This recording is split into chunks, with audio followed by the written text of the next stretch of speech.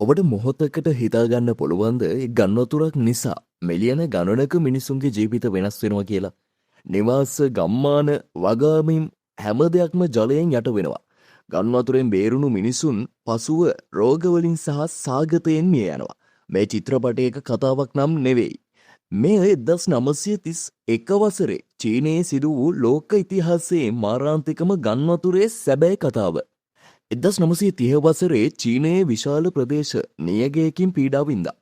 ගොවිතැන් අඩාල වුණා. නමුත් ඊළඟට සිදුවුණේ කිසිවෙක් බලාපොරොත්තු නොවූ දෙයක්. 1930 අවසානයේ දැඩි හිම වැටුණා. 1931 වසන්තය එනකොට ඒ හිම එකවර දිය වෙන්න පටන් ගත්තා. ඒ අතරම ගිම්හාන මෝසම් වැසි වෙනදාට වඩා ඉතාමත් අධික ලෙස ඇදහැළුණා.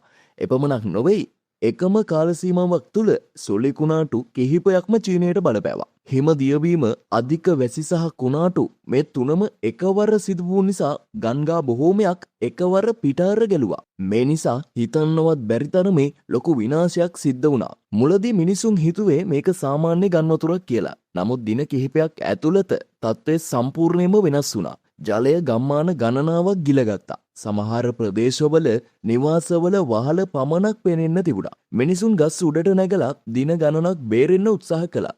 අම්මලා Tamanගේ දරුවන් වතුරට නොවැටෙන්න තුරුල් කරගෙන හිටියා. ආහාර තිබුණේ නැහැ. පානීය ජලය තිබුණෙත් නැහැ. බේරා ගැනීමේ කණ්ඩායම් වලටත් හැම තැනකටම ළඟා වෙන්න බැරි වුණා. ගන්නතුරෙන් පස්සේ මොකද වුනේ? ජලය බැස්සට පස්සේ ප්‍රශ්නේ ඉවර වුණේ නැහැ. අපිරිසිදු ජලය නිසා කොලෙරාව සහ ටයිෆොයිඩ් වගේ රෝග වේගයෙන් පැතිරුණා.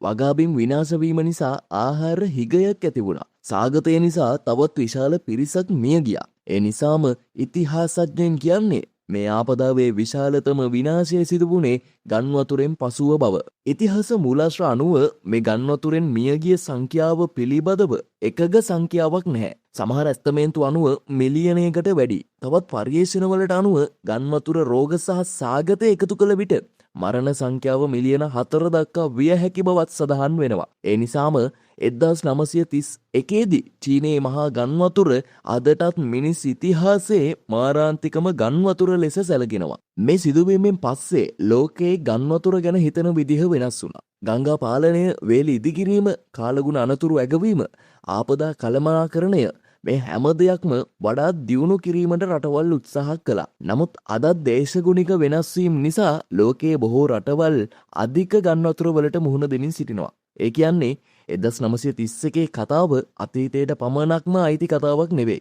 ඒක අදටත් අපිට අනතුරු අගවන ඉතිහාස පාඩමක්. ඔබ හිතන්නේ අද තියෙන නවීන තාක්ෂණයේ තිබුණත් 1931 වගේ ගන්වතුරක් නැවත ඇති වුණොත් අපිට ඒ සම්පූර්ණයෙන්ම පාලනය කරන්න පුළුවන් වෙයිද?